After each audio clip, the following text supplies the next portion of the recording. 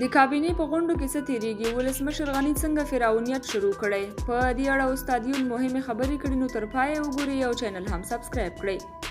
استاد اسماعیل یون لیکلي خلک به په بهر کې داسې فکر کوي چې افغانستان کې یو حکومت دی، یو جمهوریت دی، دلته به د وزیرانو شورا یا کابینه وي، غونډې به د تعقل او پراخ نظرۍ پر اساس وي، نظر به اوریدل کیږي او بیا به په ګډه د معقولیت او اکثریت پر بنسټ پریکړه کیږي. خو که څوک د دې جمهوریت عملي بڼې ته وګوري نو ریښه یې ان د فرعونیت د کور تر وره پورې رسیږي. جمهور رئیس په خپلو خبرو سره غونډه پیل کړي، وزیران، سرپرستان او مرستیالان وزیران قلمونه او پنسلونه راواخلي، ځان د جمهور رئیس د مهمو خبرو پر لیکلو مصروف کړي.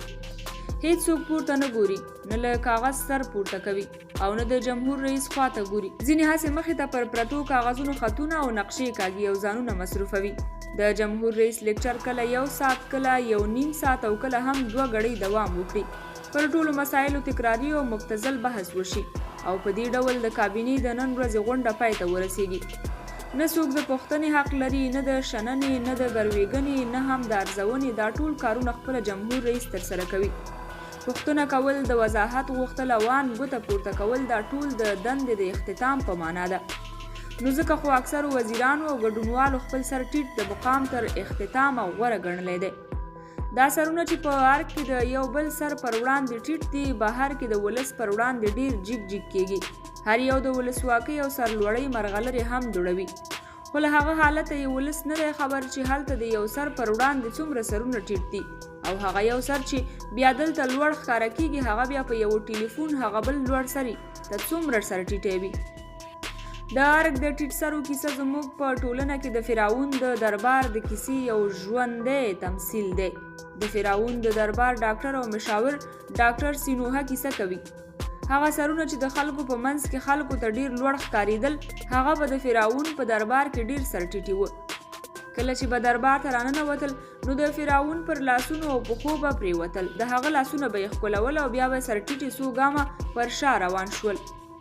ځینو به ماته هم ډیر مخلصانه او عاجزانه غوړمالي شروع کړه چې په غیاب کې فرعون ته د بهادرۍ او وفادارۍ کیسې وکړم.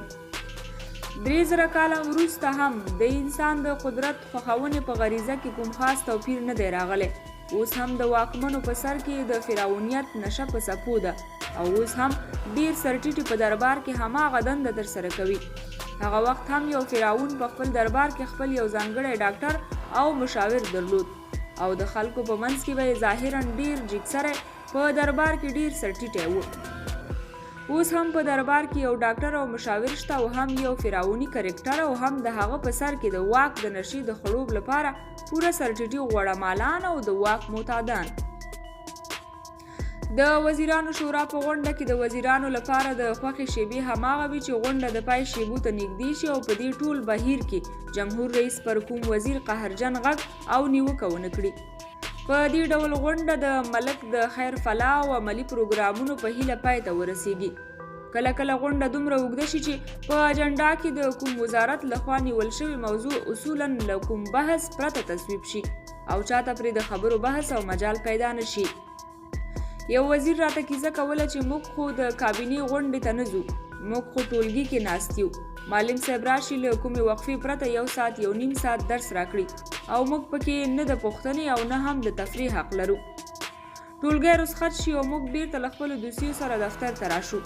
جالبه خو لا دا ده چې د غونډې په پای کې کله کله جمهور رئیس پر موږ په مسکۍ بڼه غږ وکړي چې ګوري تاسې داسې فکر ونه کړئ چې زه دلته معلم یم او تاسو شاګردان، چې زه یوازې لیکچر درکوم او بس.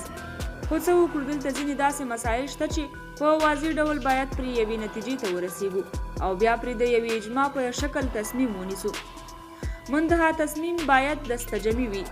دا زموږ د حکومت د لوړې مرجع د کاري غونډې د یوې برخې تصویر و. داسې نور رنګین انځورونه بلا ډیر دي چې پر خپل وخت به یې تر خپله وسه انځور وشي.